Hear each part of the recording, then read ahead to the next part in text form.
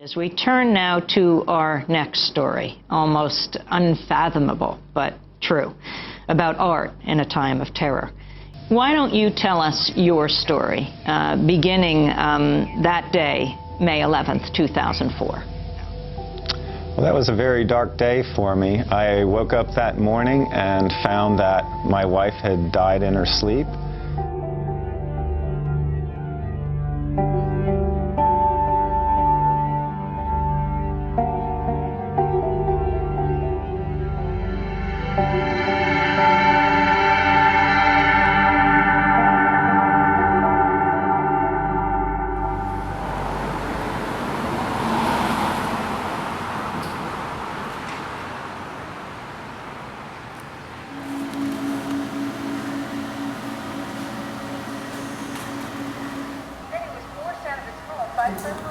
The seized exhibition that we are hosting here at the Center for Post-Natural History debuted just before the case was going to begin. And it tries to tell the whole story of both the artworks that were being produced in the lab, as well as the story of the investigation. Here we have an invitation to the opening of the exhibition called the Interventionists, being hosted by MassMocha. This invitation was used as evidence in the hearing to get a warrant to search the home of Dr. Kurtz. And what they described to the judge was that they had found Arabic writings in the home of Dr. Kurtz. You just have to remember the time of it, because so much of it was not really about art or art and science or artists or me or my history with activism or any of that. It was purely, I think, motivated by the times.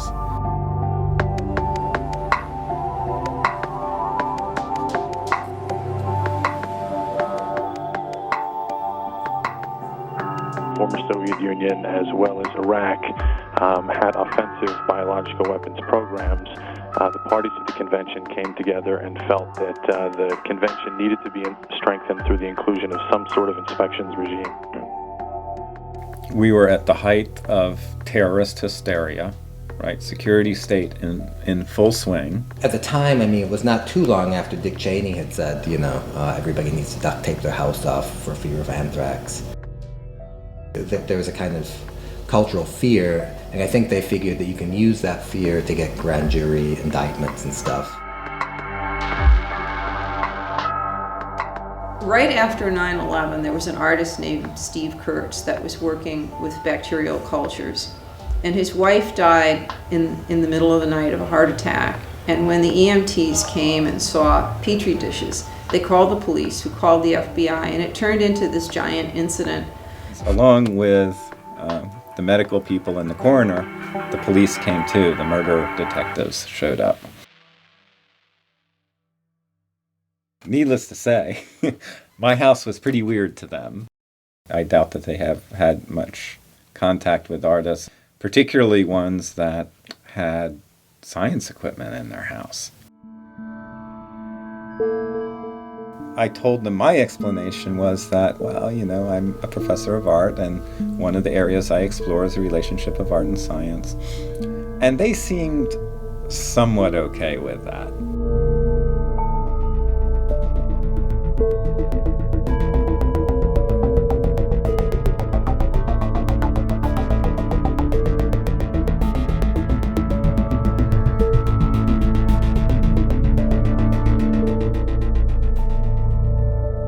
It really could have all ended that day. The coroner came and said she died of natural causes. It's as clear as day. That should have been it. That should have been it. Everyone should have gone home. But someone called the FBI, said I had science stuff. So they started to suspect him of being a bioterrorist. Why would an artist? Why would anyone who's not a biologist? Why would even somebody do it in their home, to have this stuff, unless they were up to no good?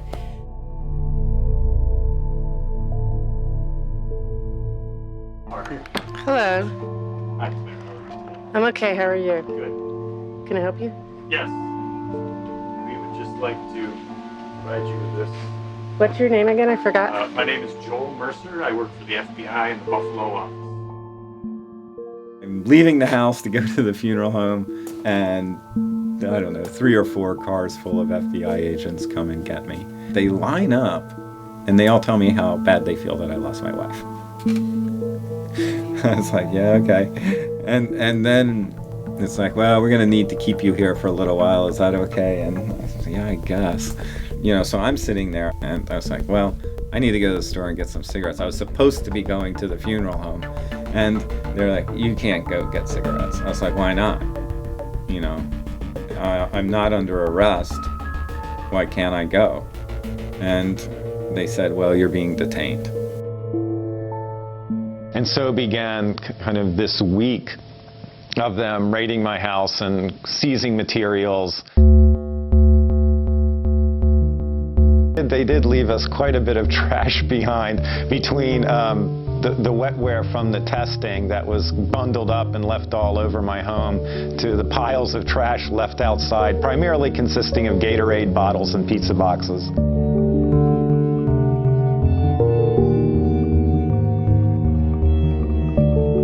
This is one of the prints from the exhibition. It was previously a fairly expensive sterile white print, but you can see these boot prints kind of all over it. And, most of the artworks that were in the show were treated similarly.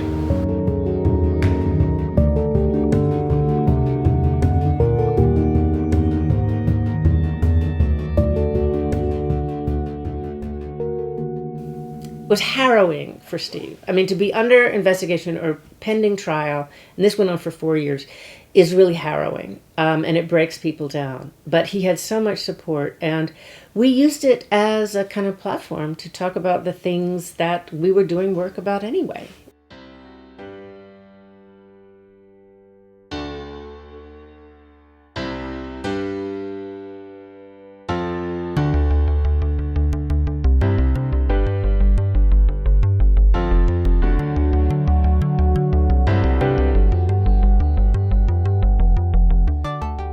All these artists and friends were mobilized for a defense team because Steve was not going to plea.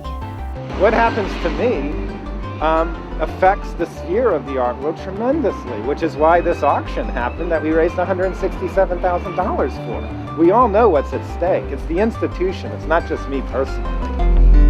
When it finally went to trial, the judge threw it out and said, this is no merit, this case. After, the government spent millions of dollars on this case. I mean, it was just totally lame.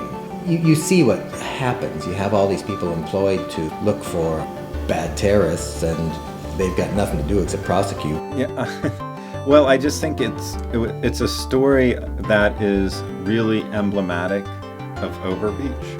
Unlike the other cases, this was a case in which the FBI got something back. Freedom of speech, freedom of research, freedom of knowledge, freedom of speech, freedom of research, freedom of knowledge, freedom of speech. It just launched so much resistance against this kind of overreach that, at least in the case of DIYBio, the FBI realized it made some very serious mistakes. After the case, the FBI adopted a somewhat different strategy in terms of independent labs and people with labs in their homes. This is the trajectory of our relationship with the FBI. We reached out to them. We went up to them after they presented at the meeting and said, we're starting a group in New York. We don't want any misunderstandings.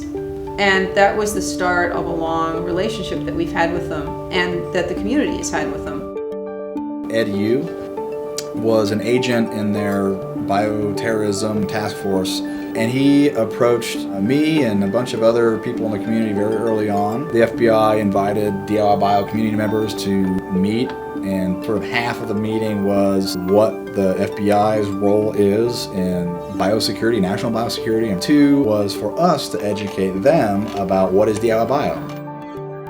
The most interesting thing about the conference was the testimony of the FBI agents. A lot of what the FBI agents told us about their involvement or their interest in DIYBio had to do with the way the old FBI used to do business as opposed to the way the new FBI does business. Prior to 9/11, the old FBI would just break down your door if you were in violation. I wouldn't say they wanted to be friends with people, but they wanted to establish some kind of relationship. Well, what kind of relationship is it possible to have with the FBI? I mean, they're not going to invite you over to watch the Super Bowl. You can either be a suspect, or you can be an informant, or you can be convicted, or you can be a fugitive. And so I would say that most people in DIYBio are either suspects or informants.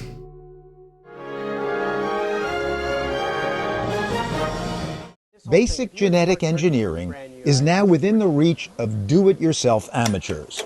You just can't really predict where the imagination of somebody creative will lead them in terms of solving a problem that's societal or scientific or environmental.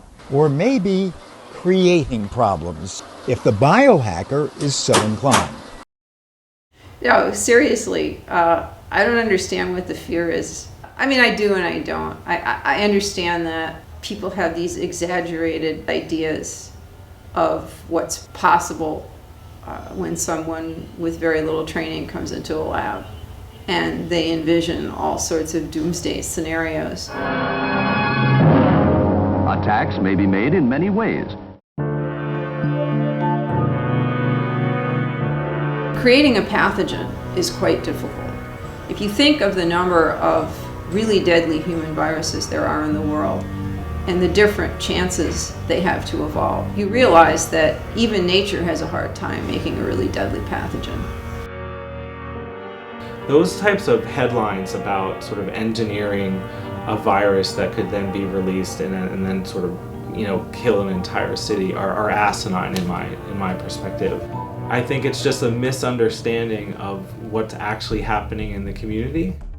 Currently, I work primarily on our synthetic biology project. We actually polled the DIY community to find out what types of experiments they were actually doing. And what we found was the actual data of what people were doing in the community just did not match, in essence, what was being portrayed in the press.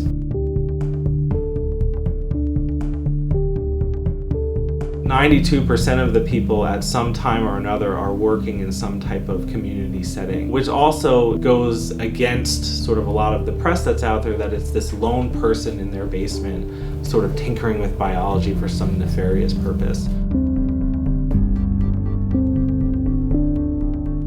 We had a statistician actually run the numbers on it, and the DIY community is actually more educated than the general population is. So that also debunks a lot of the sort of myths out there, that the people within the community just have no idea what they're doing and they're just tinkering, right? One of the main projects that people are working on are educational projects. While yes, you know, you could envision in a few years that the technical capability of someone being able to manipulate a virus will probably be there, we have to remember that that's a criminal activity, and that is something that's completely separate from the DIYBio community.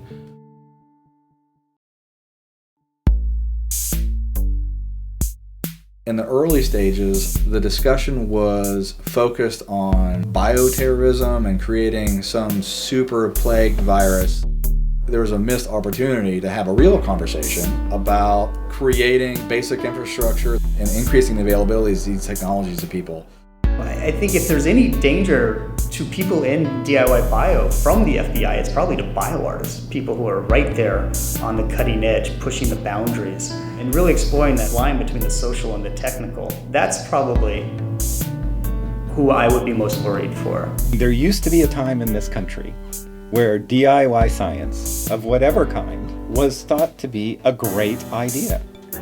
But as the security state grew and they realized this could empower people, the more that became discouraged. To see that there are labs out there, that there are people doing biology in the same way as Astronomy Club, and nobody's getting killed, it's not attracting terrorists, right? No kind of conspiratorial planning is happening at these sites. That's a good thing. It helps to kind of deflate the fear a little bit. Most of the people in the scientific community that I talk to about the DIY community find it fascinating, and it reminds them of why we got involved in science to begin with, because it was fun, there was exploration involved, And that's what I see the DIY community sort of bringing back. So I want everyone to know exactly what this technology is, what it does, what its limitations are, what its potential is, and enter the dialogue from a position of understanding rather than complete ignorance and fear. Because once you're afraid of something and you don't know what it is, then anyone can control you.